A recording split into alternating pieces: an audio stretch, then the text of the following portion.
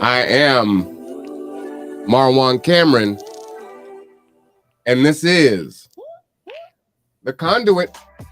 All right, everyone, it is 11 a.m. It is Sunday, March 20th. So glad that you were able to tune in today.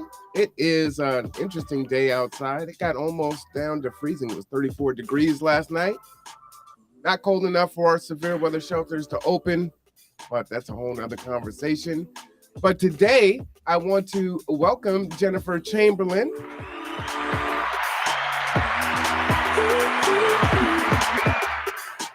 For those of you who don't know, Jennifer Chamberlin has been elected as our Bremerton City Councilwoman for District 1. So she has been in office for about 3 months. So, Jennifer, how are you doing today? I'm doing fantastic. Happy Sunday. My goodness. How are you doing today? Oh, I'm blessed and highly favored. Thank you there, Rob. We'll have some folks in the chat, chatting in from time to time. Definitely appreciate you making some time to come on to the conduit, for sure. So we got a lot to talk about and get into. So I guess we should probably just jump right into it. The first thing is I was telling you before that I'm not really well versed in government and politics and how all those things work. And I know that a lot of the people that I serve and a lot of my friends don't either, right? We're so busy with living our lives and just kind of surviving through COVID and everything else. And even previous to that, it's like, you know what? I might elect, this person based on this or that, or, it's a D or an R, or whatever the case may be, and then let them go ahead and do what they're going to do. So, things are changing based on some stuff that's happened. And so now it's kind of opened my eyes, and now I'm getting more involved in, what the conduit is about is two-way communication, right? So giving accessibility both ways. So folks that are in high levels to come on and have conversation, people in the community to come in and talk about their thoughts and their ideas, and just being able to share different perspectives, right? So that's really important. That's really the purpose of this platform here. So again, I'm very happy that you were willing to come on. But if you don't mind, just you can take as much time as you want. Just kind of lay out who is Jennifer Chamberlin. Oh, thank you, Marwan. So it's funny, the conduit, and I always like to say that I see my role as a conduit as well. It's not, like my job as city council person to know all the everythings, but it is my job to know my community, right, and to be that conduit for their needs. And I did a lot of door knocking when I campaigned, and that was to get to know my community. And I would pick a block. I would go knock on every door. I wasn't looking at if they're registered voters or not. And that's a practice I'd like to continue soon, back up. So you want to know Jennifer Chamberlin? My goodness, depends on who you ask, who you're going to learn about me. But I am a former Navy kid. So I was originally born in Chattanooga, Tennessee. And then we moved to Charleston, South Carolina. My mother married a military man. We moved to Illinois, to Waukegan, Illinois, lived there for a couple of years, moved here when I was in middle school. Then my senior year of high school, he retired. We moved back to Chattanooga. I did not like it very much. I came back here as soon as I could. And I lived in Bremerton ever since, continuously since 1997. I started college right away. Although when I was in Chattanooga, I dropped out of high school. There was a lot of situations that happened that I did not feel welcome at school. And I was seeking outside validation, whether it's from partying or even work. I was an overworker even back then. And so I had dropped out of high school. But when I came back here, I felt like home. I got started right away, went to Olympic College, met a really cute boy in my biology class. After about 3 months, got pregnant with my first kid at 20. And we didn't get married. We did eventually move in together. And then after that, I had a couple of miscarriages, to be honest. And then I had my second son. But what happened in the meantime? I'm poor. We're struggling. The only time I could get insurance was when I was pregnant. And so I ended up not being able to, I knew that there was something wrong. I had some mental wellness. I had postpartum depression, maybe even psychosis, but I wasn't able to get help for that in my community. I wasn't able to, once I wasn't pregnant anymore, you're off insurance, and I didn't have the resources to get insurance, and ended up getting just struggled. I struggled hard, and ended up becoming justice involved, and split up with the kid's dad and moved out on my own, but went through a whole series of struggles to survive. And how old were you when you started at OC? I was 19. I was 18 when I started at OC. And let's see. And then it took me quite a while to get my associate's degree, because I didn't get my associate's degree until I was right before I was pregnant with my second son. And so then I had started to go to school to become a teacher, but I had all these mental wellness issues that were unaddressed. And I became pregnant with my second son. And then after he was born, my mental health declined big time. And so I had dropped out of school to be a teacher way back then. And had my second son, lots of struggles. I was on my own, struggling, and getting into some trouble, to be quite honest. And then eventually I was able to get a full-time job at Teletech. If anybody remembers Teletech, a lot of people been through there, and people did not think that I was going to make it, because I had this reputation. And but I really credit Teletech for giving me my first ounce of stability. It was my first full-time job. And there were people there who had been through struggles too, and who were currently, struggling, and none of us were getting rich there by any means. So we all had some of the same struggles. But I had, like I said, was justice involved. And I started doing community service through KCR, so sometimes I would go out and I'd be like mowing lawns at Ivy Green, or shoveling gravel at one of the parks, or whatever. And that was coordinated through the AmeriCorps KCR program. Well, I was bumming a cigarette from a lady outside who I knew was part of the AmeriCorps program. And she said, I've been watching you, and I think you should apply for AmeriCorps, the program, the actual program AmeriCorps, because I think you're going to make it.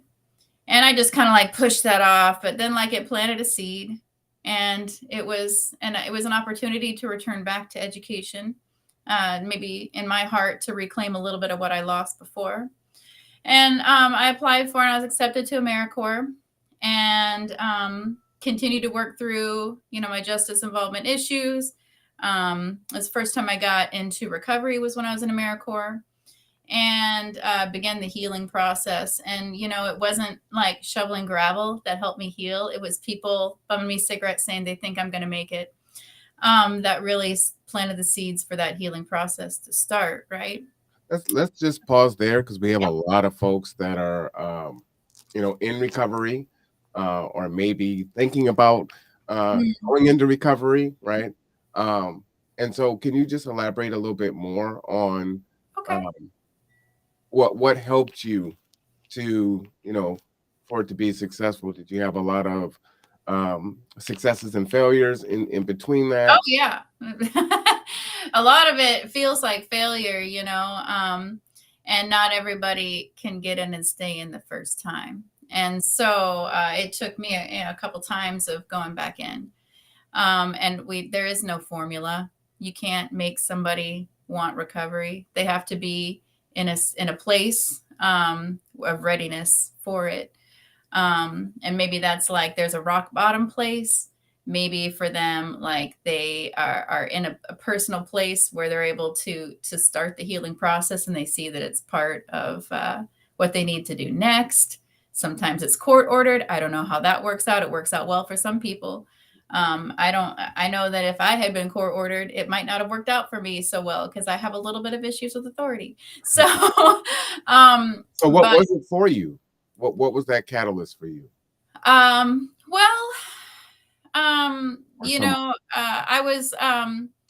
wasn't able to keep a stable living environment. I wasn't able to keep places to live. I was struggling all the time. And I was just spiritually empty and angry all the time. And I had known some people in recovery, and I have family who have been in recovery. And so I had that as an idea of something I could do next. So that is, and so I just started going into the rooms, and trying it out. And it's what worked for me at the time. And you were saying that, oh, go ahead, finish your thought. I don't want to break No, go right ahead. You were saying that, people that were bumming cigarettes were telling you that you can do it, and that was one of the major factors that pushed you along. Well, what were some other things? You were going to the meetings.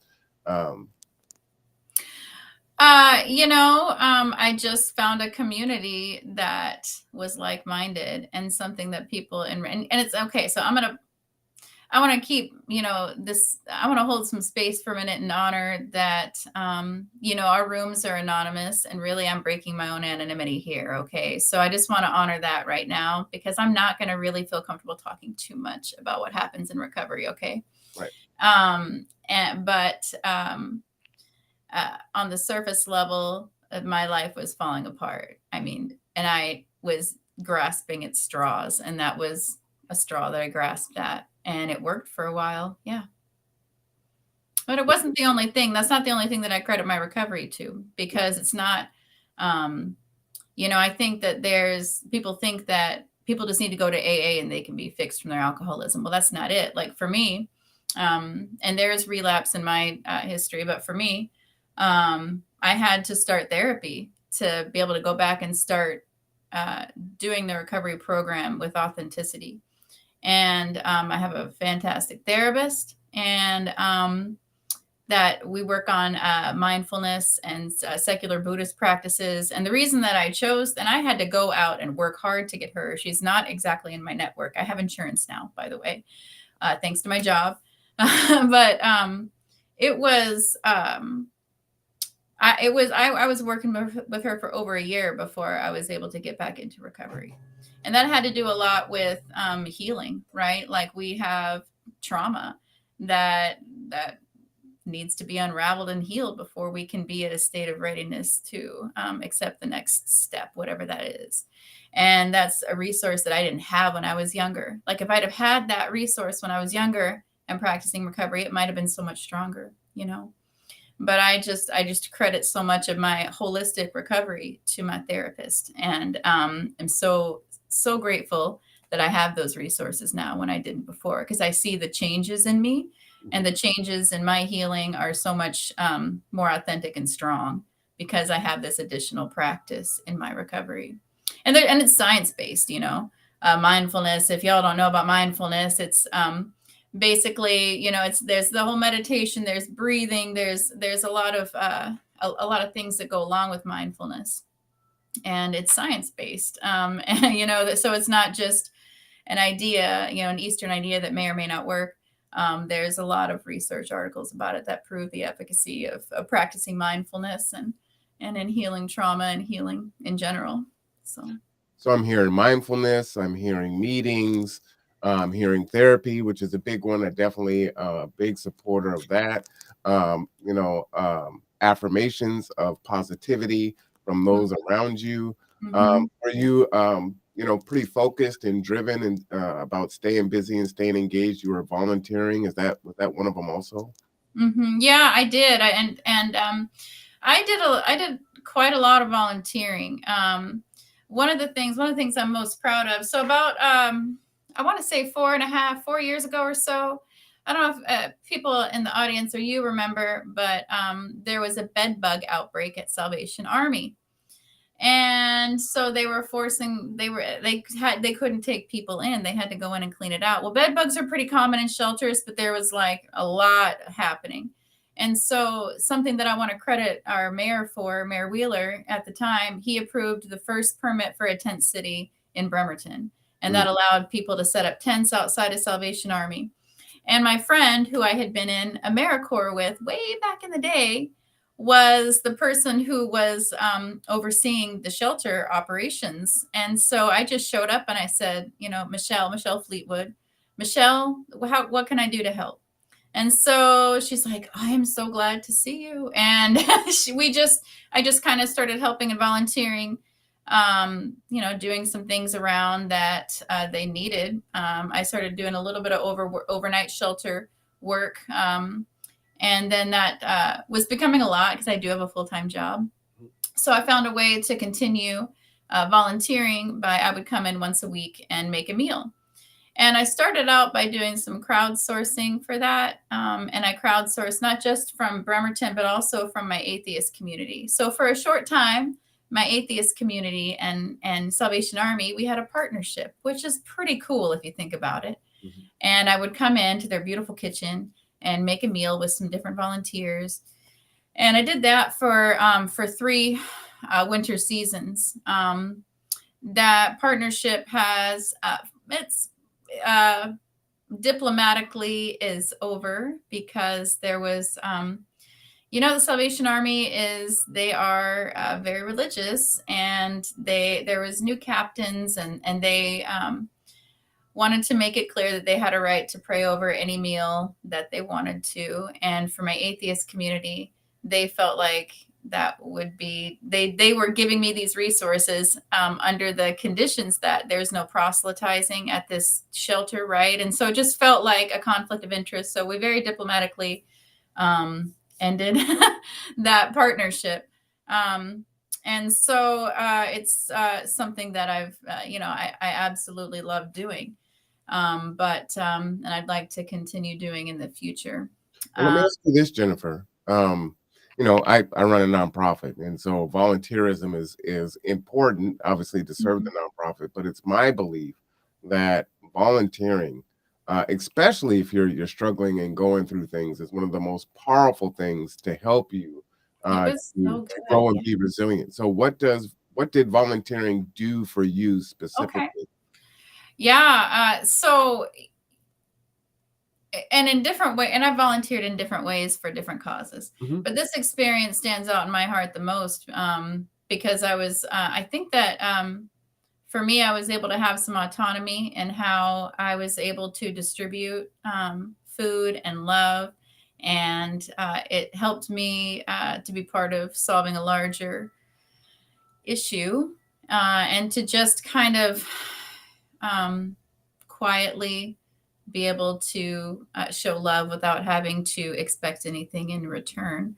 I think that's part of, sometimes when we're not in our best state of mind, we can get stuck in the poor me syndrome. We can get stuck in or even for me, and I don't know about anybody else, but when I'm not healthy emotionally or spiritually, I'm I want to consume everything. Like, don't put a package of Oreos in front of me if I'm not feeling well, because I'm gonna eat the whole package of Oreos. But that's also a state of mind where we're consuming resources from people close to us, or consuming the emotional energy from other people, right?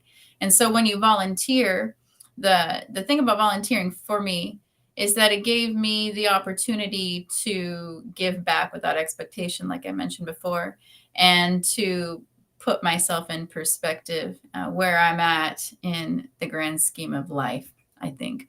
Is that kind of what you were asking about? Yeah, it just for me, it's proven, right, that volunteering and staying busy, staying engaged, right? There's sayings like the idle mind is the devil's playground, right?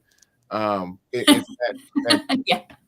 being occupied with something and doing something positive helps keep your mind on what you're doing. And absolutely, a watch pot never boils. Paint watching the paint wall will never dry, or whatever the sayings are. Yeah. Right. To do the work, it's a marathon. It's not a sprint. Oh, look at all these things. And it does. It's the long haul. And so being engaged in something and focused on not your problem that you're trying to overcome every second of the day, which is super stressful, can really help, in your healing and moving forward is what it sounds like. And so I want to hear if you kind of agreed with that. Yeah, I also want to talk about the flip side of that too. because I started to, when I got to a certain place in my life and people started trusting me and like knowing that I had some skills and resources, all of a sudden people constantly want you to volunteer for them. Okay.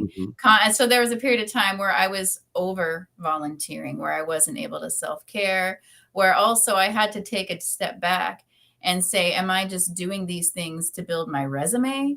Or am I doing, or because I'm getting some kind of validation from other people, right? Or am I doing these things because I want to be part of the solution, because I have the energy to give and because I want to give back, because I have taken so much already? Like, what is bringing me the joy and where is the boundary that I need to set for that? Because there was a period of time I was on a lot of boards, like I was working with my union. I was doing the soup kitchen thing. I was working in a lot of activist causes. I was doing a ton of stuff.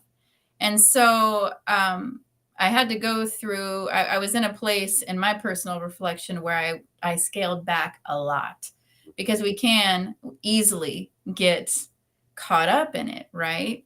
And so it's really important to me that when I do volunteer for something now, that I'm doing it with good intentions, and that I'm not just doing it, like I said, to build a resume or to to look better in the eyes of somebody else. I think that's important because I want to be authentic. So I think that there's also that to consider too on the flip side of volunteerism, and I'm sure you probably know what I'm talking about. No, I do, and I try to encourage people when they get into it and they get the bug. It's like I want to help everyone, and I want to do this, and it's like let's do a clothing closet, and I want to feed everyone, and I want to. It's like okay, we can't do it all, and you'll burn out if you try to do that, and you can't help everyone because then you end up helping no one, right? And then everyone's mad at you. You don't have enough time for them, right? And you don't have time for yourself. So focus on a few things and engage there, and just be committed to it. And it's like going to college, right? Part of, earning a degree is, from an employer standpoint, is can you start something and finish it, something that takes a while for you to do. And so commit to that. And those are transferable skills. So those are the things that I try to give to people. I wanted to give you some kudos because you have folks in the chat saying thank you for being vulnerable. Aww. And that they love it and that you're awesome. So that's nice. Thank you. Thank you, chat, for being active there and your impact that you're making just from having this conversation. So hopefully, I hope that you believe that this is a fruitful endeavor as we go forward. But go ahead and continue. We can move from volunteerism and just kind of get back to your story there. I'm sorry.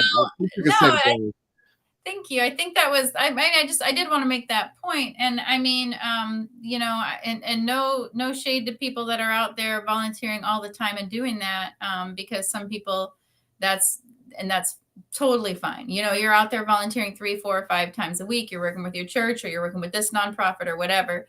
And that's where your heart is. And that's your path. So, I didn't want to be negative about that either. I just wanted to make it clear that, we need to sometimes check ourselves about our intentions in that volunteerism, because if we're not careful, right, we're just causing harm on the community we're trying to help.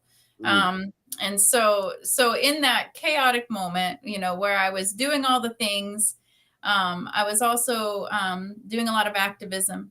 And I was involved with an organization called Washington Won't Discriminate, which is an organization that is pro-trans.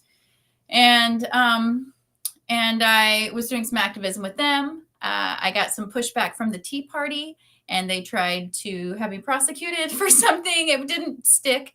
And then around that same time, I was becoming involved in the Standing Rock movement, and I actually did a trip out to Standing Rock and did some direct action. And then was tertiarily, I was a tertiary character in an event that happened that the FBI came and knocking on my door. And that didn't really result in a lot of stuff. So that was another thing too. I had to look at all this, there's all this stuff happening, it was a big time in America, right? We have, the Black Lives Matter movement was coming on the scene, and people were calling them, this is before everybody was putting their Facebook profiles all black, right? And so there was that movement, and people were calling them, anarchists. And and all these things were happening in our country all at once. And I had to personally take a step back and find out, like, where is my place in all of this? I learned a lot as a white person about what my place is. Still learning, still open to learning. And well, let me ask you, because I hear that phrase a lot. It's like, I learned my place. So what did you learn? Well, I learned that, I mean, metaphorically and literally, my place is not to be in the front of a march for Black Lives Matter, but I did learn my place is on the sidelines, literally. For instance, when I was in a couple of marches for went to Standing Rock. Part of the direct action is marches. There's other direct action too that I was part of, but part of the direct action is marches. And white people are on the sidelines, literally, because that's a way to protect people on the inside when they do their prayer circles, and Native folks on the inside, white people on the outside. And in that way, and I just have like a very literal example of why that's important. And in that environment, it was there was a lot of police, militarized police activity.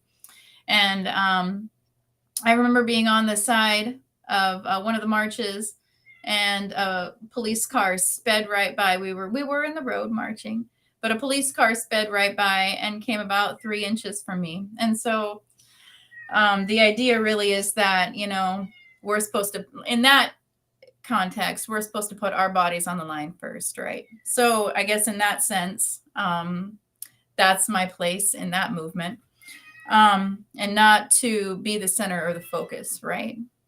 So I guess I think of that example whenever I think about, like, where is my place in racial justice, right? We had a quick conversation beforehand. We talked about, like, what is the Racial Equity Advisory Committee exactly? And it's, full of white people, which actually there's one individual who's still there, who's, there's a couple folks, but one of them, she's white passing, but she's actually Latina. Something that some of us talk about, it's still our job as white people to educate other white people. Like, it's not people of color's job to continually have to educate, white folks on issues, right? So that's also my place, right? Like, it's my job to check other people when they're being racist. So you brought up REACT. What is REACT? What is the acronym for that? Yeah, Racial Equity Advisory Committee. And why is it all white except for one white passing person? Well, we do. There's still, a African American gentleman on there too. And I guess that I don't know why that is, right? Or there's a difference between, there's a difference at the city level. We can get into this conversation now if you want to. We can just transition into that. We just go. So there's a difference between commissions and then committees and councils. And so the mayor has jurisdiction over commissions, and then the city council are coordinating members with committees and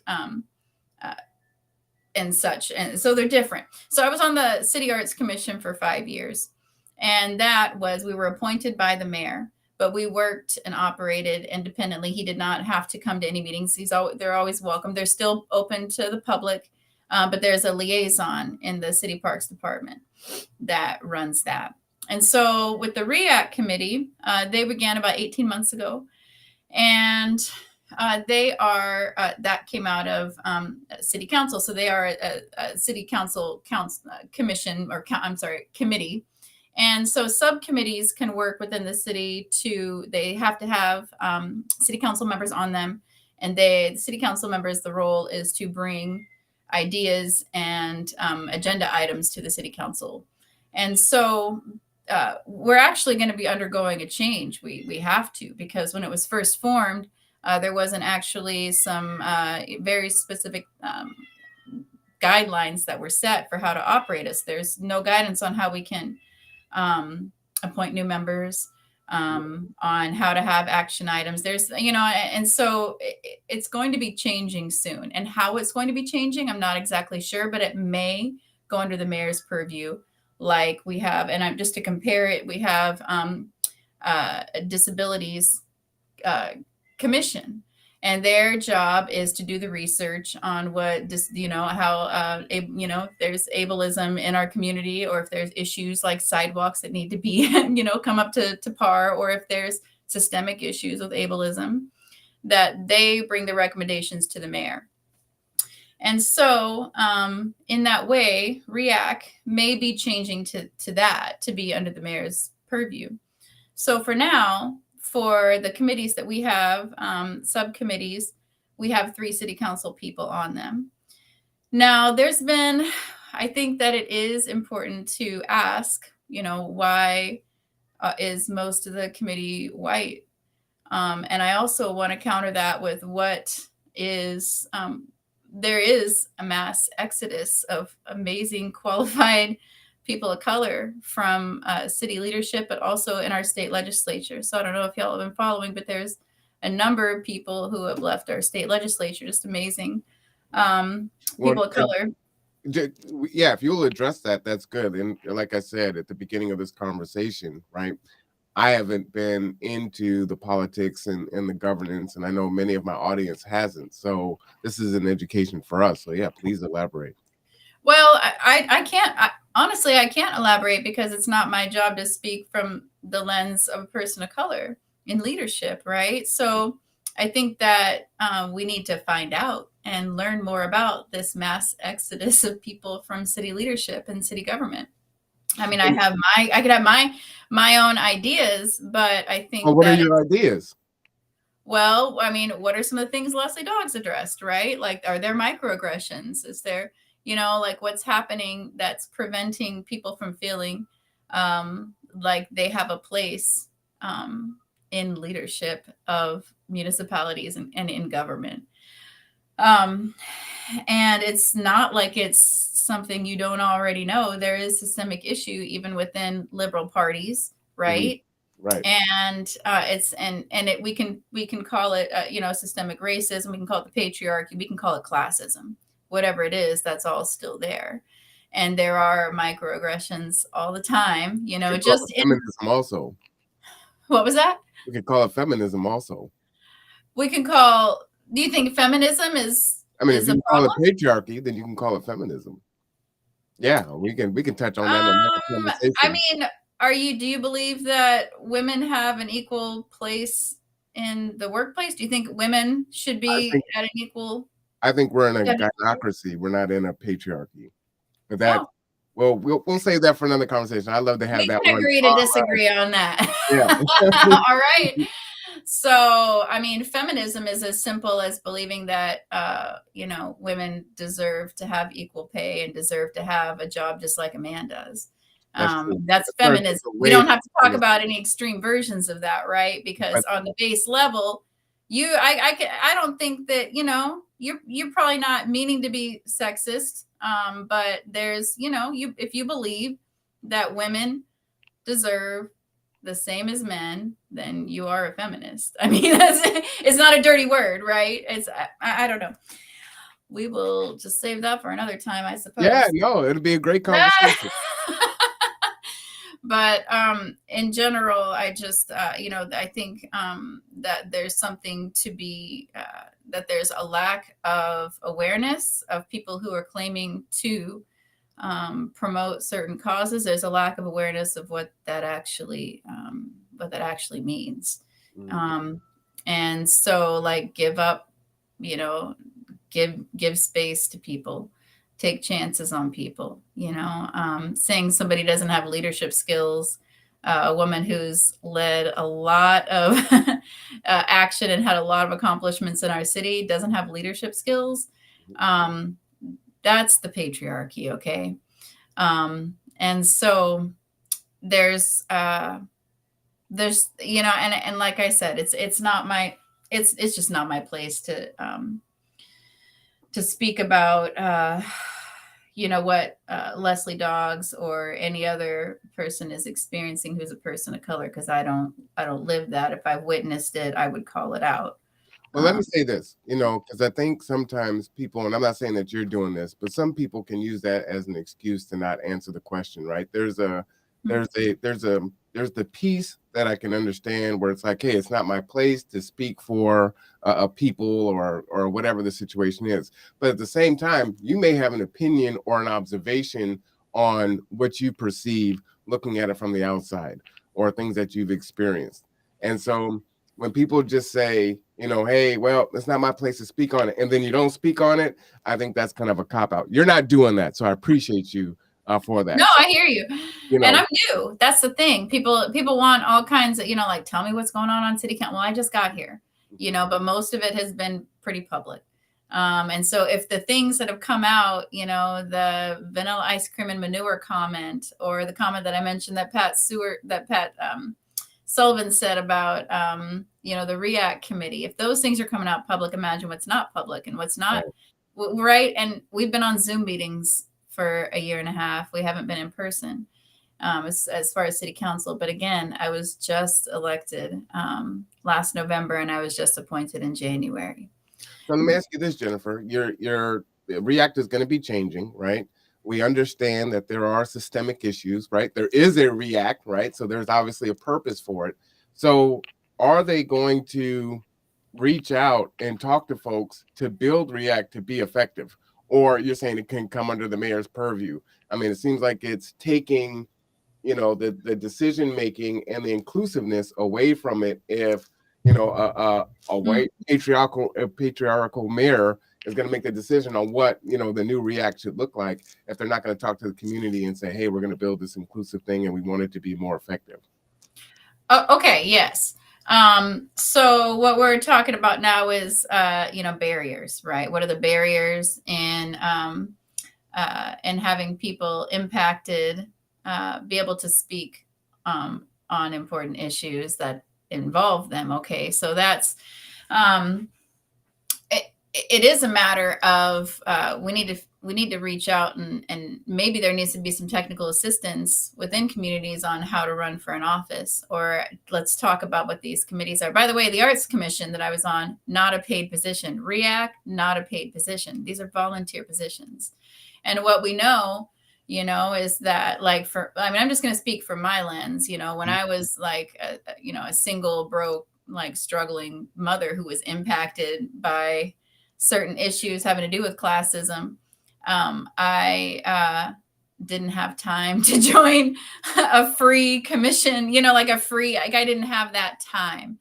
There are situations where we have people whose voices are important to the conversation, but they have to work on that specific day that the meeting is held. Okay. Right. So for me, because I do work full time plus more, when I chose my committees to be on, I couldn't choose a committee to be on in the middle of the day on a Monday because I'm at work. Okay. So that needs to be something that's talked about. I remember I don't do much with the Democratic Party now. But I was doing a lot also when I was volunteering. I was doing a lot of work with the Democrat Party locally. I was a treasurer. I was on the e-board doing all that stuff. But I couldn't ever participate in the Democratic women's meetings because they were always on a Tuesday at the yacht club, in the middle of the day. First of all, I don't have money to eat out at the time. Second of all, I got to work, And so we need to think about yes, city business needs to happen. That's the thing. City business needs to continue to happen. These subcommittees and these commissions are important because they process topics and inform the larger entities. They inform the mayor. They inform city council on how to act and where to go next on these issues. So that's why, because you can't just spend a whole city council meeting talking and at a micro level about these issues. That's what those commissions and committees are for, is to process that. So we need to have that. Otherwise, it would be 8-hour long city council meetings and study sessions. Okay. Right. So would it be more equitable? Because I'm kind of solutions based. Would it be to pay a stipend? I think of the beautification thing that was passed and the electronic boxes that traffic signals have this artwork. And I don't know how much they cost, but I heard they were over 10 grand per box. And it's no. No, they were about 3,500 per box. So that's what the Arts Commission did, and we did pay the artists, but the people on the commission don't make money. Now there is a flip side of it, like, like, well, people on the commission, they can't benefit, like they can't, like I couldn't submit my own art and get approval to be paid as an artist there. Okay, that's conflict of interest. But so if people were paid a stipend to be on a committee, I think, yeah, that would be a motivator to apply. I mean, I got to tell you, when thinking about how, like, running for an office, it was definitely a motivator for me to run for city council, knowing I was finally going to be paid for my volunteer work. It's not volunteer work. Again, I'm paid, right? Yeah. So, and not, but if we did have stipends for these councils and commissions, maybe there would be more people who want to apply. But let's also, like, make it flexible to the people that want to join. Like, what days work best for you? Can we, but it's so complicated the way that everything runs, like, to get the important people in the right places and the people that are impacted, or the people that have good voice to bring, to get a schedule together. So, and I'll just share my experience with you, Jennifer. During COVID, as an executive director, I get invited to, come and sit in this meeting, come and be a part of this, whatever the outreach is, right? Whether it's, public health or DCYF, or, I mean, there's more than a dozen, Welcome Home Project, all of them. And typically what you see is, you see a bunch of white faces that are either salaried or paid. And then you see, the BIPOC community that is there, that are there as volunteers and paid. And I'm like, okay, I'm in like 15 of these things.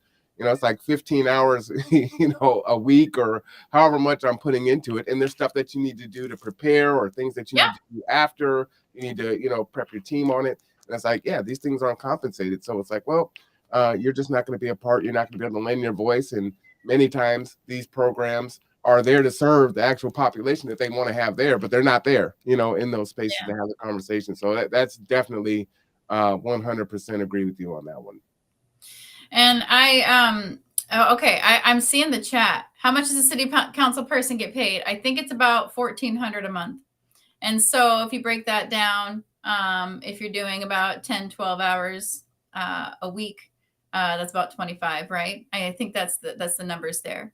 And yes, Sabrina, more voices are needed for the topic. So, and I appreciate, Marwan, that you've made space for me on a Sunday when I'm available, but it's not available for other people. And so I want to honor that right there. My apologies for that. So $1,400 a month. Yes. So about $12,000 a year. Yes. So there's going to be an election in District 2. So I believe Leslie Council's position. We're going to be appointing somebody. So we do have some candidates. That's what we're going to do on Wednesday. We're going to be interviewing them in a special executive session. So we interview them privately. And then we do a public vote, on who we are appointing. So can we switch to that? Because there was a question that I asked you before. We didn't get a text alert until the day before. And you were sharing that it was put out previous to that. And, the excuse was, oh, well, it was posted in the Kitsap Sun. And so, Leslie Dogg resigned. So people obviously understand that there's a vacancy. So if you wanted to apply for it, then you need to get together and do that. But common folk have no idea, right? And then that turnaround is so fast. So, yes, we have to get back to the business of governance, but at the same time, just, it's like, wow, we're going to open it up for this little amount of time, and the folks that are in the know will put their name in. And you were saying that you actually shared it out onto social media saying, hey, right now there's only one person that put it in. So, I mean, that seems like a rigged game. Can you speak to that? Doesn't it feel like that sometimes? I mean, it does feel like that sometimes. And so I'm not like a seasoned politician. I don't know. I'm new to council, and there's so many nuances to how things work. Okay. So I am unclear about when the notice went out. And what I believe was, and I don't know about the text alert. I just learned about the text alert from you.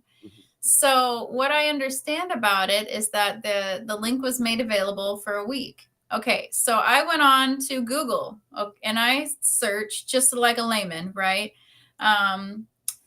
City Council Bremerton application. And I got nothing. Okay, I got like a City Council website. Apply for City Council Bremerton. Just a standard Google search. And I still got just like a City of Bremerton website.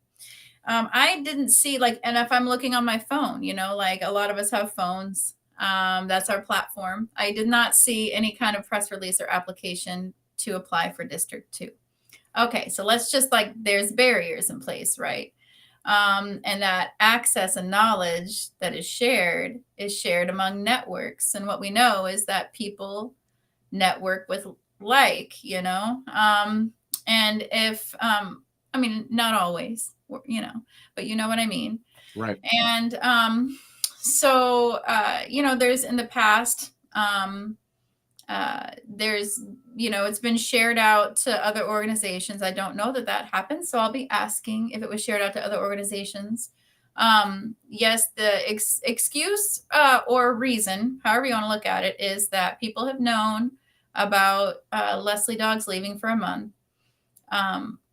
But what I'd like to know more about is how was the link to apply publicized and who was actually, sent that application. Was that application available somewhere that's easy to find?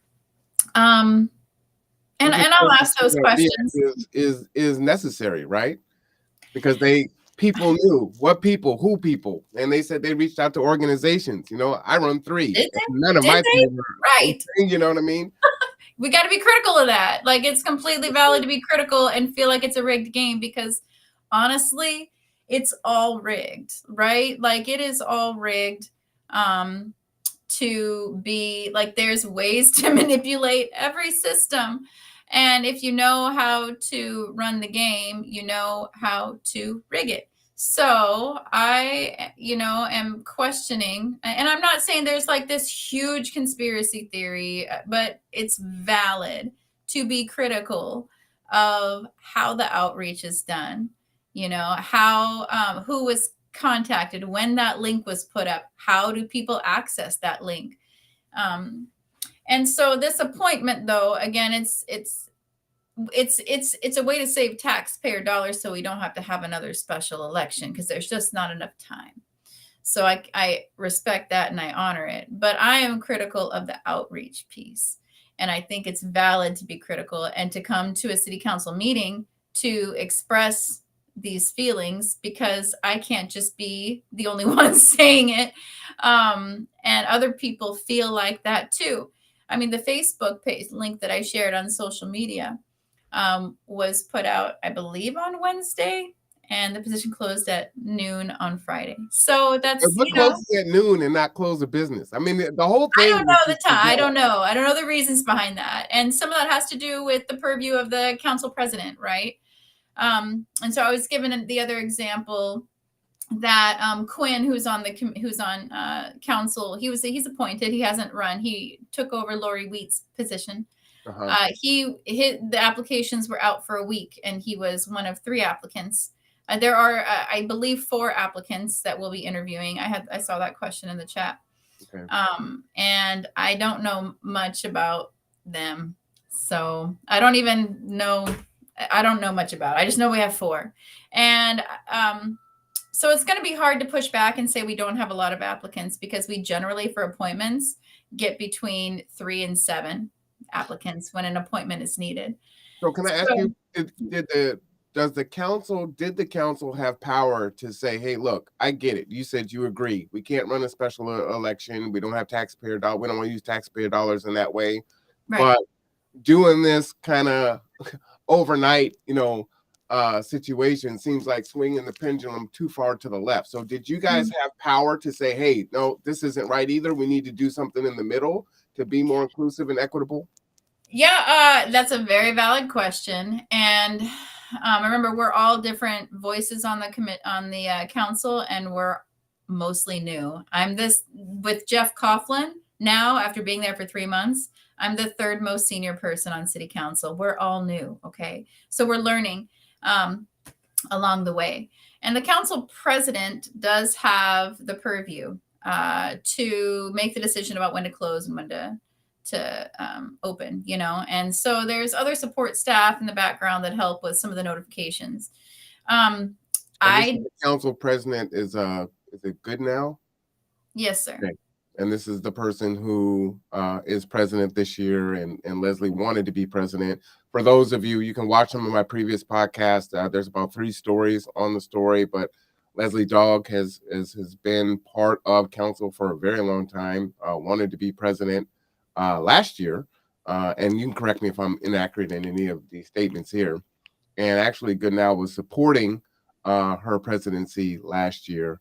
And then this year, she wanted to be president again. And then this year he was saying, or I don't know if it was him, but people were saying that she wasn't leadership material and that he wanted to be president. And so he was voted in as president, and then she resigned. And then consequently, what he's done is kind of this overnight, you know, thing, right?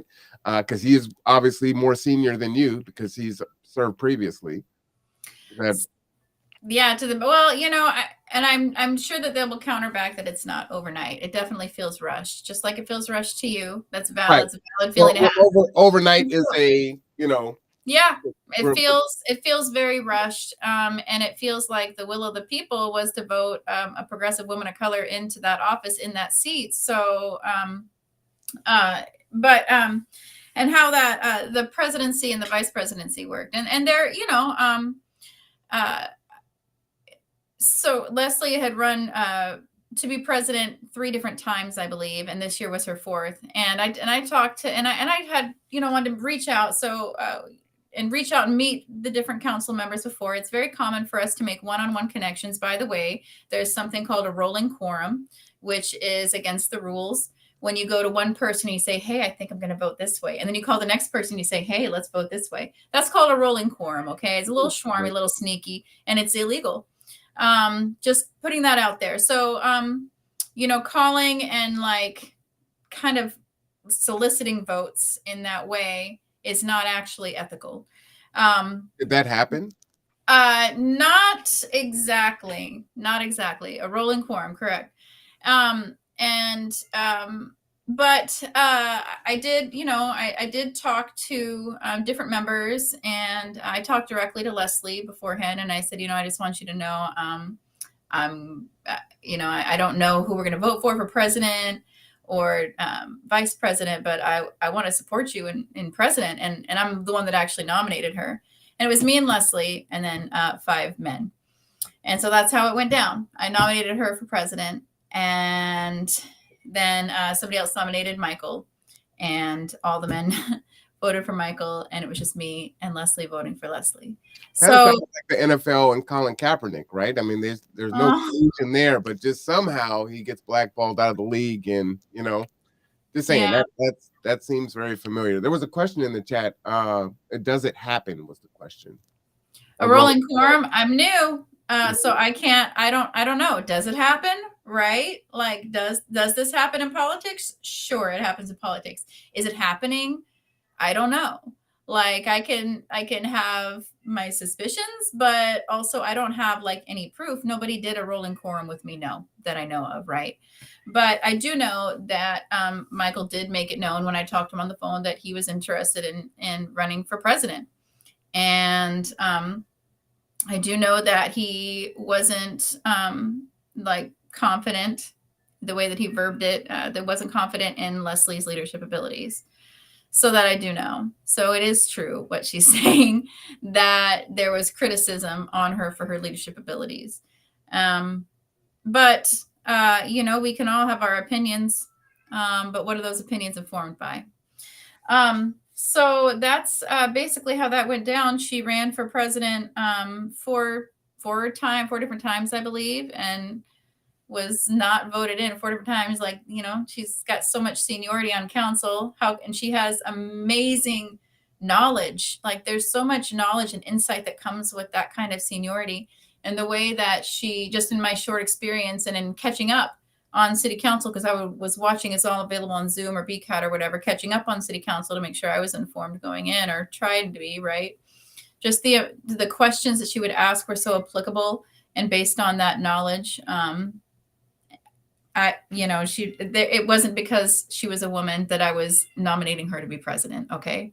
So it was because she was so informed and passionate about Bremerton. Absolutely. Well, I want to say, one, I appreciate your candor. A lot of politicians, that's what you are now, would definitely kind of dance around and give a political answer to that. For those of you that are joining, I see the numbers are going up. Thank you for joining us. You are watching The Conduit. Today, our guest is Jennifer Chamberlin. She is the City Councilwoman of Bremerton District 1. Yeah, let's go ahead and give you the horn. Thank you. So she's here, talking with us and sharing who she is and being accessible. You mentioned something earlier, Jennifer, about the change that's needed, right? And being accessible and other folks being in the know. And so again, that is the purpose of The Conduit. I'm so glad that you've agreed to come on. And I think this is going to be a regular thing. What I'm hoping is that Quinn and some of the others would also be willing to come on. You said there were 3 people that are on the council that are part of REACT. It's you and who else is part of REACT? And I can't speak for them, so I will let you extend an invitation. Anna Mockler, and she's the one that took Mike Simpson's place. Anna Mockler, and Quinn Dennehy. All right, so I will reach out to them, but if you wouldn't mind letting them know that it will be coming, that invitation. And we need that accessibility. We need the information. We've learned so much in this last little bit of time, more than our community probably. We hear about it after the fact, unfortunately, but getting it is important. And someone in the chat is saying that it's refreshing to have a politician be so open and transparent these days. Thank you very much, Jennifer. Oh, thank you. Give you another horn for that. So yeah, so we definitely want to have these folks come on. When will REACT be changed? We don't have exactly a notice on that. But here's the deal. Let me just invite folks to come to the next REACT meeting, because you will understand some of the interesting things we have to put up with. We have some folks that are regular attendees that are not kind to the cause of REACT, but you'll also learn more too. It's on the second Thursday of every month. So the next one will be April 14th, and we start at 6 p.m. Now, I want to find out, and what I'll do is I need to find out how there is public notice that's given for that, and there is. Let me look. You said 6:30, Jennifer? 6 o'clock. 6 o'clock. 6 o'clock on the second Thursday of the month, and there is right now a Zoom link, and it should be available on the City of Bremerton website. Now, my email address, I'll forward that on, is jennifer.chamberlin, spelled CHAMBERLIN, at ci.bremerton.wa.us. Long email. So I will. So do me a favor, type it in the private chat there, and then I'll copy and paste it and put it in there. And you said it's the second Thursday. So what date was that? April what? April 14th. All right. So I will let you guys know, audience, that I will cover that live on The Conduit. Also, we will be on BCAT here shortly. So you'll be able to, they also broadcast it on BCAT, but come on to The Conduit because we get it done. So I will start covering the REACT meetings. Because again, thank you. Here's the thing, and this is something that you heard me say the other day, right? It does no good for us to vote who we want in and then say, okay, they're voted in. Go ahead. You guys got it. If we're not going to support and then push and hold accountable, right? Support and accountability are part of that. Then you're saying, hey, come to the REACT because we're being attacked and these things are happening. People don't want these things to happen. And we're here by ourselves. So we need the support. We need the other voice to bolster us and push us. Otherwise, what we have is what happened with Leslie. It's like, look, man, I'm fighting the people. I'm fighting the people that are against it. I'm fighting my counterparts. My allies, allies too. Right. Oh, yeah. Oh, I'm supposed to be an ally, right? Oh, my good friend. So absolutely, it is important for us to be there. And everyone can't, but some of us can, right? And we can divvy it up for sure. So, and we will be needing more REACT members too. So come and join in and see if that's a role you'd like to play. oh, what that was a question earlier. Let me go back to that. Was there a sideline shield? Oh man, this chat is going today. Oh, it's hot. Yeah, chat. I appreciate you. I'm trying to find it. Oh, there it goes. Is there accessibility for a person to join that community now? So can they join React now, or is that does because it open sometime? Yeah, because I apologize for talking over you. No, it's we are short members right now, but because we're undergoing a change, we had to put a pause on having new people. Now you do have to be living in the city of Bremerton to be on the REACT committee. We will need more people to join, and once we have what's missing is just recognition in our city charter for what the format is. Once that's in place, then we can bring more people on because we'll have guidelines on how legally we can have people on, which basically the biggest thing is be a registered voter in the city of Bremerton. So, okay, all right. Thank you. So is there a way for us to put pressure on the mayor or whoever is going to create the new React as far as the guidelines and what it should be and the objectives? There's already a lot of pressure right now from both sides. I think the best thing to do is to tune into a meeting to find out about how the business is. We're going to be talking about the format at the next business meeting.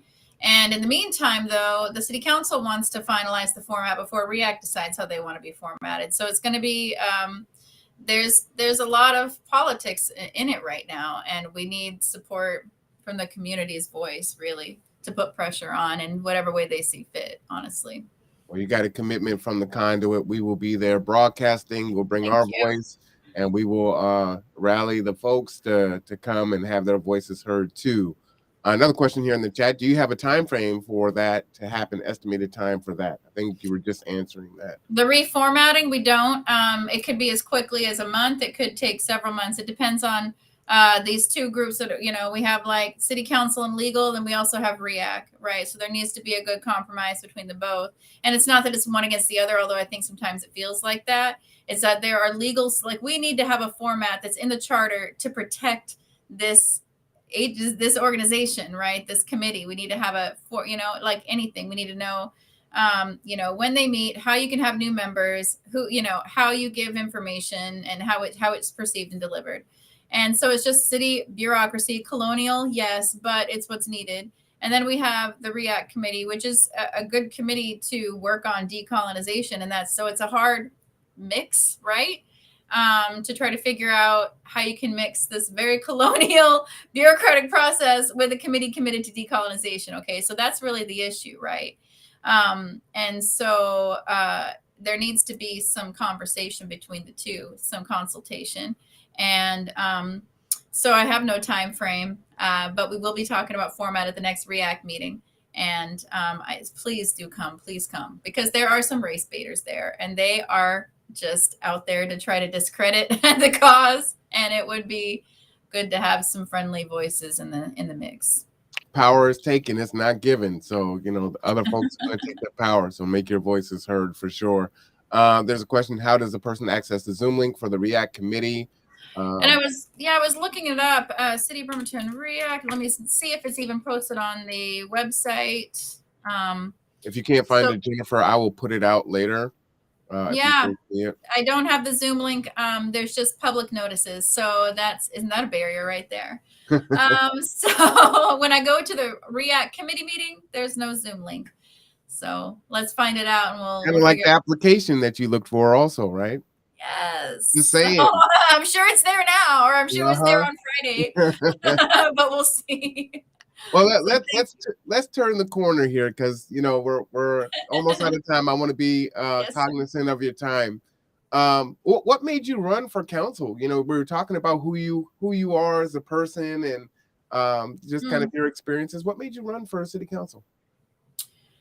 I lived in Leslie's district for a long time, and I had started getting in, like, it was the whole Bernie Sanders thing that got me into politics, by the way. I was already doing activism, but I got into politics thanks to Bernie Sanders, and I got to learn a little more, and it was so interesting to me. But of course, you start looking at the positions that, well, first of all, women typically run for city council or a school board, right? That's what we do. And so I looking at those two positions. I knew I couldn't run for the school board. First of all, it's not really paid, and I work for the school district. And then I was like, oh, city council. Maybe I'll run for city council one day. But of course, there's no way if I'm living in Leslie's district, I'm going to run against Leslie because she's awesome. So I had to move. I was forced to move. I was on a month-to-month lease. My landlord wanted to rent my apartment to his daughter, who could not find housing because, as you know, we have a housing shortage. So I got kicked out of my apartment, essentially. And so I had to look for a new one. And it was, God, it was so devastating. It was so hard. I remember having a mental breakdown near about one night and just crying. And then the next morning, I found a Craigslist ad for the place I live now. So I moved. And then I realized, I had the realization, I was like, oh, I'd kind of gotten to know a little bit about who was on city council. I'm like, this is Pat Sullivan's district. Well, it was, I've been going to school. So I just finished in the spring. I finished my master's in public administration at Evergreen State College. Not bad for a high school dropout, right? And I knew that, and I was moving away from activism. And part of that was because I began to recognize a couple of years ago that real change happens neighbor to neighbor, right? Like I can't change national politics. I can have a voice in supporting national politics. But the real changes that are going to be most effective between the people that I care about, the people that I'm in the community with, happen at a local level. And so I scaled back on all these commitments that I was in, the volunteerism and the boards and all the everythings, and put my energy into working on getting into grad school, which took me 3 years to do. I finally got accepted my third application in. And so through that process, learned a little bit more about policy and advocacy. And at the same time, the Black Lives Matter movement became in the forefront, right? George Floyd. And that was right about when REACT was being proposed. And my current city council member was published in the paper at a city council meeting, making a very racist, ignorant comment. Even the Kitsap Sun called it racist. They said, she said, if my neighbor's house were tagged by graffiti by a gang, and most gang members are Black and Latino, if my neighbor's house is tagged by a gang, would I feel comfortable going to a racial equity advisory committee because I'm white? And that was published in the paper, and I just read it, and I just couldn't believe what she said. There's so much cognitive dissonance in the entire statement. The entire statement was, so I said, yeah, I think it's time. I think it's time. But I wasn't just trying to center myself. I was still like trying to talk to other people like, hey, Democrats, you got anybody who wants to run? Hey, so-and-so, I think that you would be good. But nobody wanted to do it. And that's another thing too. It's scary. It's a scary idea. And people want to protect themselves, right? People have, and honestly, I've been very open at this meeting, but all my dirt is in this town, from things I was doing when I was justice involved to my ex-boyfriends to all the everythings are here, right? So it's scary to think about putting myself out there, knowing that this person has this information, that person could say that because they have that opinion, or I got in trouble and this is public records. And by the way, a couple of years ago, I started doing public records requests on myself. And there's a lot, it's scary. And people who are impacted, people who, it's even scarier, right? Mm-hmm. But I just did it.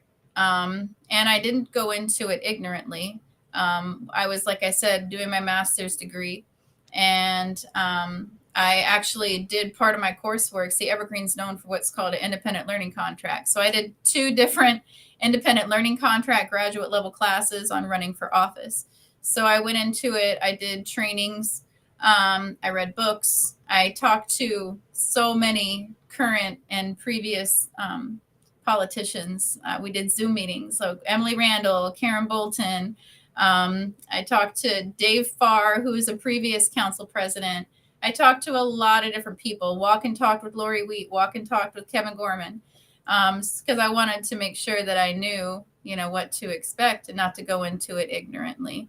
And but really, it's a position I believe belongs in the hands of any person, any lay person, that, city staff can help you learn the rules, And so, any person on my block could be on city council. That's the intent of being a city council, right? I will definitely make it an intention in one of our conversations to talk about the steps on how to do that. Absolutely. I'd love to share with you about that. That's what I'm talking about. There's so many of us that have no idea, right? And it's like when you think about it, it's like, okay, so what gave Jennifer the audacity to think that she had the requisite experience and knowledge and that she could do a good job to do this? And it's like, we want everyone to have that spirit, right? Yes. Please, somebody take my job for me next term. Like, seriously, like somebody else who can advocate in a better way than me. Please take my job. I think there's some other districts. I think there's some other districts that need to. They do, yeah. There's a lot of work to be done all over the place. So, and it needs to start now, right? I mean, that's not. It needs to start before. It needs to start 100 years ago, but it needs to start now. It's like and I want people to be excited and to not be afraid to do this. There's a lot of work, but like I want to be a resource for people to want to learn how to run for office or learn how to be on positions, and I would love to have that conversation with you. Yeah, we need to be ready. I mean, something can happen, unfortunately, like Leslie Dogs, and it's like, hey, we're going to open this thing for a week. Going to be kind of secretive, but, if you get it in and you're ready, there you go.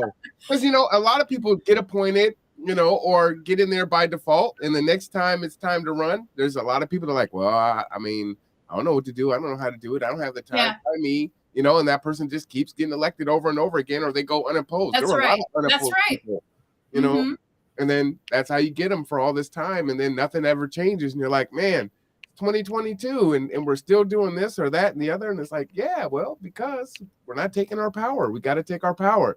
Christina says, Jennifer, thank you for being accessible to the conduit. It's good to connect and hear from you in this forum. Oh, Christina, thank you for your work and for being accessible to React. I appreciate you. Yeah, Christina is everywhere. Definitely shout out to her. So, can you talk about, the other things that you do? Like you were telling me that you run a business. I don't want you to put yourself in a conflict of interest. Oh my goodness. I work all the time. Okay. Mm-hmm. And, I am still like, but my children are older. I have an 18-year-old and a 21-year-old who's moved out. 18-year-old still lives at home. But I've been a single mother all my life, never married, by the way. And so always and grew up pretty, I still have privilege. I acknowledge that. But poor, living in gross apartments most of my life, or sometimes military housing, which is great. It's a good resource. But those of you who know what it's like to be a military kid, that nobody is rolling in dough when they're just like an average military personnel. And so I think part of my trauma response these days is to overwork. And that's what I do. I'm always working. But I work full time for the school district, which I love, absolutely have loved for the past. I've worked there for 11 years, and also with AmeriCorps working in schools for 2 years. But this is my last year working full time there. I'm pushing myself out of the nest to see what else is out there. But I also started a bakery licensed up with Kitsap County Health Department. I bake out of Hilo's Cafe. But it's not like a storefront. It's a special order and delivery setup for a commissary kitchen. That's what we call it. It's called Heathen's Bakery. And so I do that. Heathen's Bakery. All right, I like it. But then for the past few years, I've been cleaning houses on the side. And I did some subcontracting with some folks, but most of it has been independent. So that's something else on my business license. I started off my business license as an art business, but that's not super lucrative, but I knew I needed to be licensed up and paying my taxes and all that to be selling art in the city of Bremerton. And so art, then cleaning. I also was a Lyft driver for quite a while. And the bakery, I've done some independent work doing grant review. I just am constantly working, but this is my new second job now as city council. So I scaled way back on cleaning houses. I take art isn't very lucrative, but I have a couple art commissions every once in a while. The bakery is seasonal. So I just bake on, holidays like Christmas and Thanksgiving is gangbusters. I'm constantly busy, and my son works with me. And Lyft driving, well, I got spat at by this drunk dude, so I stopped driving Lyft. I was like, I don't really need to do this anymore. I'm just going to work on the bakery. And people are crazy out there, but that's the worst. It is. Oh. So always working. I am always working. And I think you asked a really important question earlier. Well, what do you do for self-care? Like, well, yes, that is a very good question because I always, like I said, my trauma response is to overwork. And so I scaled way back on the cleaning the houses. And that was a good decision to make because I needed to run a campaign, right? And I did a lot of door knocking. And I would just pick a block, try to do a block a day, knock on every door. Wasn't looking at if they're registered voters or not, just knock on every door, talk to people, let them know what I'm doing. And so, but now, you know, I have been really focusing on health and wellness. So eating clean, which is really hard to do. I have a friend, she has her own personal training business. I feel super bougie saying I have a personal trainer, but she's her name is Nettie Gould, and she actually went to graduate school with me. And she her business is Native Butterfly Inc. And she is just doing like online. She sends me workout templates, meal plans, and we do like weekly check-ins, you know. And so I've been working on health and wellness, eating clean. I had to give up caffeine. So I rarely have caffeine, way cut back on the sugar, like way cut back. You know, I'm clean and sober, so I don't have those. And so I've been working really hard on my health and wellness, but also I talked about therapy. Like this therapy isn't just me talking all the time about all my problems. Like this is work that we do together. And the work is on mindfulness. And I do, like I said, secular Buddhist mindfulness work. So I'm reading books on, you know, by Thich Nhat Hanh, and like doing the mindfulness work with my therapist and doing it on my own, you know, like taking that space and recognizing feelings and honoring, you know, uncomfortable feelings that come up. Hot baths. Can you explain secular mindfulness, secular Buddhist mindfulness? Okay. What is that? So Buddhism is not really a religion. Did you know that? It's just a practice. I mean, there is a religiosity to it, right? There is certain, but really, so secular Buddhism is basically, you don't, so I'm an atheist agnostic, and but I still sometimes go to church, by the way, to the UU, but that's anyway. It's a practice of, you know, like looking inward, recognizing feelings. It's a way of developing self-awareness. Doing a lot of it is doing deep breathing. So there's different work that you can do from a therapeutic perspective, and like the therapeutic circles, where it's like mindfulness, and you'll do different types of meditations or creative visualizations. And the practice that I work on a lot, that's really the core of mindfulness practices, Buddhist mindfulness practices, is something called a loving kindness meditation.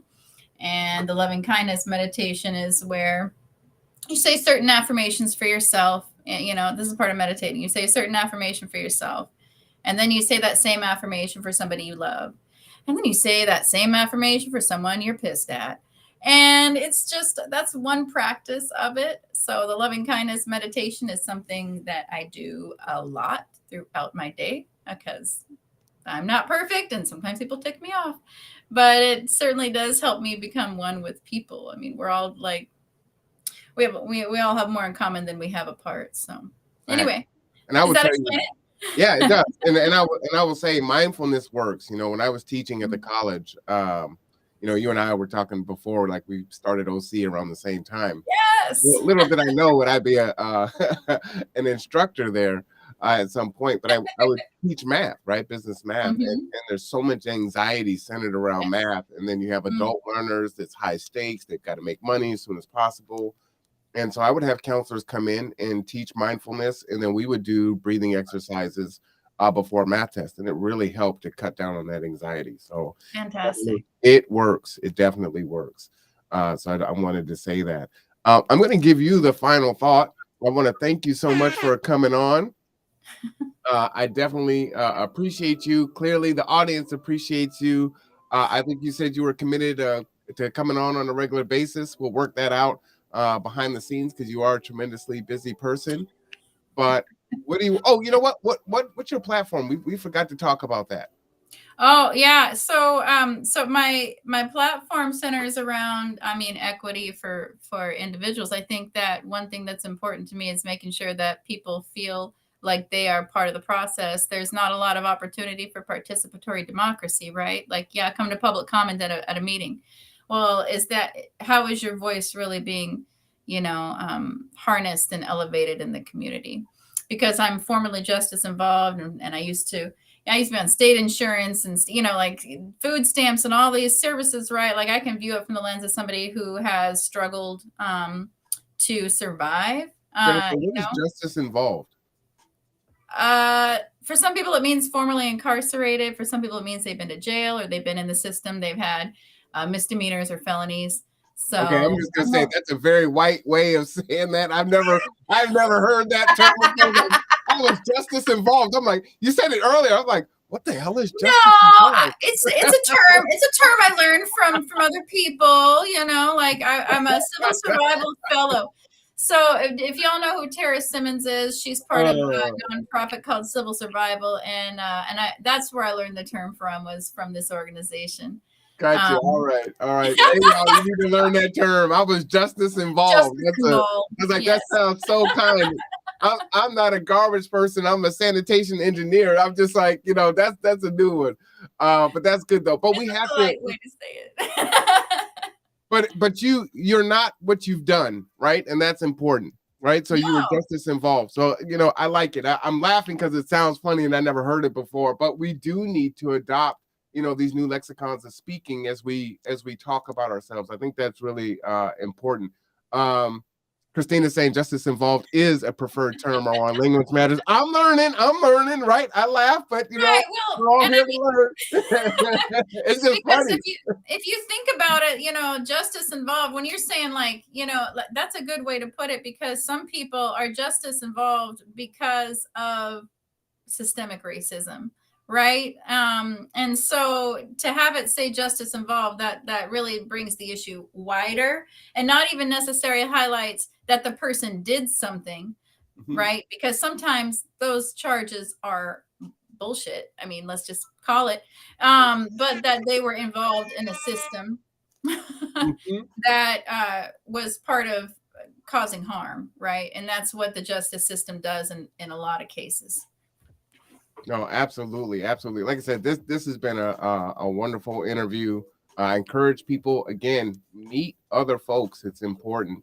I'm in a privileged position to do this, but I do want to share it.